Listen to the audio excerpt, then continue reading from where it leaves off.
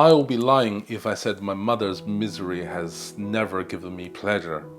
I suffered at her hands as a child, and any pain she subsequently endured appeared to me to be a kind of redemption. But now I can't even tally between us. The reason is simple: my mother is forgetting, and there's nothing I can do about it. Wow guys, this is deep and strong, just like my coffee. Hello everyone, welcome to Harry's Book Cafe. Today let's talk about Burnt Sugar by Avni Doshi.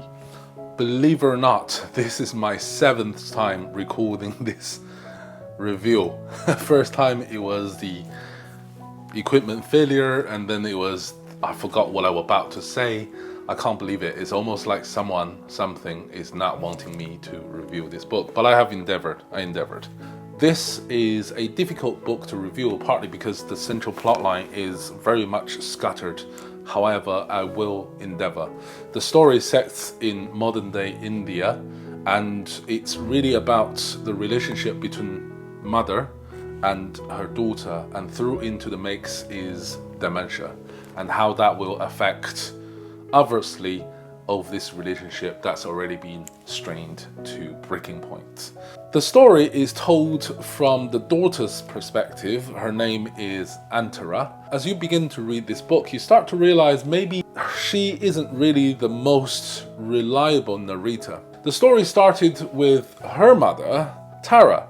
Starts with Tara's marriage, and it was an arranged marriage. She finds herself marrying a man that she hasn't seen before, and she has nothing in common with him.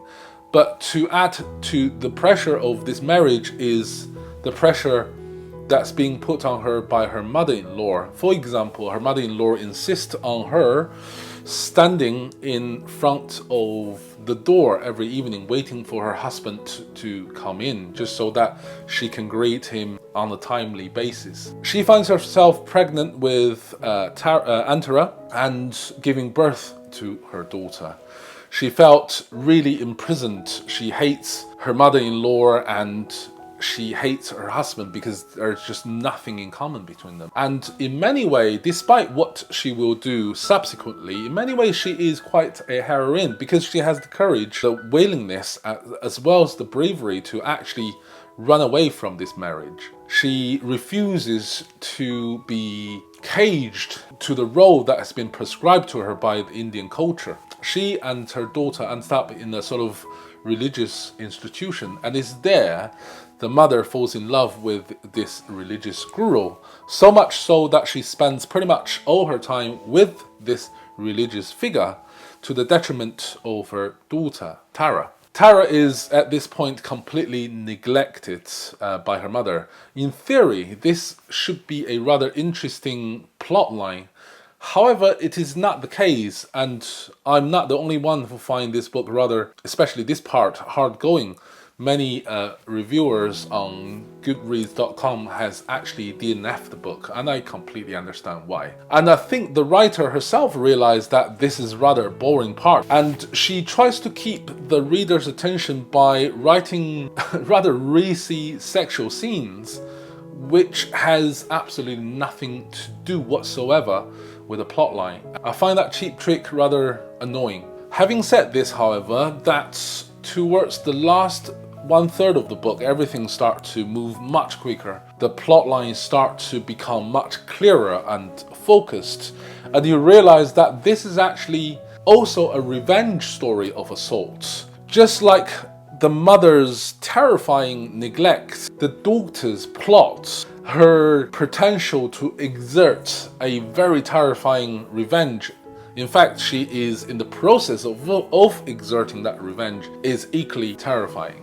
There are some really great plot twists in this part involving another man that I will refuse to say more, because that is really the quintessential great part of this story that I don't want to ruin you by telling you. The last 1/3 of the book really redeemed the overall quality of the novel itself. And I think just a couple things on the prose itself. Now, those of you who have seen my video for a long time, you perhaps know that I'm a big fan of Indian writing. Just like the food itself is very rich and colorful, using beautiful verbs to just make the whole sentence different and flow. It is, in a way, very similar here. However, I do not taste it like I do with other Indian novels, such as Midnight's Children by Salman Rushdie, which is my favorite Indian novel. It's just so colorful, so tasty. This, in many ways, is lyrically written and adhere to traditional Indian writing. The reason I don't find it quite as appealing is because I realize, I've been thinking about this, is that the plot itself is very scattered, and therefore you can't, as a reader, fully invest into the story, and therefore, despite the beautiful proses, you still don't engage as much as you would otherwise like to. And also, many other readers has reached the point that the characters in this book are all very selfish and obnoxious, and therefore very difficult to like or love, and perhaps that is also the reason that really dampened the enjoyment of this book.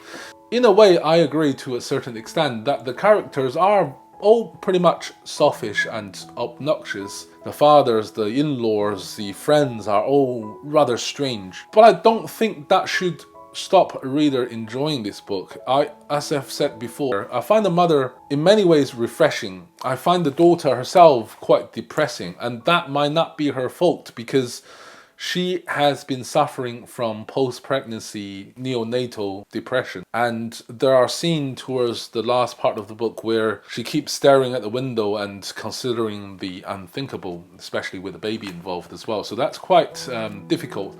And because she suffered from her mother's neglect, there's always this doubt within her whether or not she will repeat the mistakes and the path that her mother has walked, whether she is any better than her mother. So I think that rather philosophical question added to a certain depth to this book. If you are struggling reading this book, guys, please persevere, because the last third is just simply awesome. Should you buy it? Should you borrow it? Should you skip it altogether? Now, my recommendation is that, look, if you can, definitely borrow it. It is an enjoyable book from my perspective. And by the way, I forgot to mention that this is actually shortlisted for Booker 2020. So you can see definitely there's some merit of reading this book. So go ahead and borrow it if you can. This is a rather short review, partly because, look, there's nothing really much more to say about this book without giving the plot away. So that's really it for this review. I hope you enjoyed it. If you read this book, please let me know in the comment section down below how you felt about it. If you know something that's equally quite controversial, then please, again, leave that in the comment section down below and I'll endeavor to read it too. Thank you very much, guys, for watching, and I hope you enjoy the next one. Anyway, guys, cheerio. See you in the next one.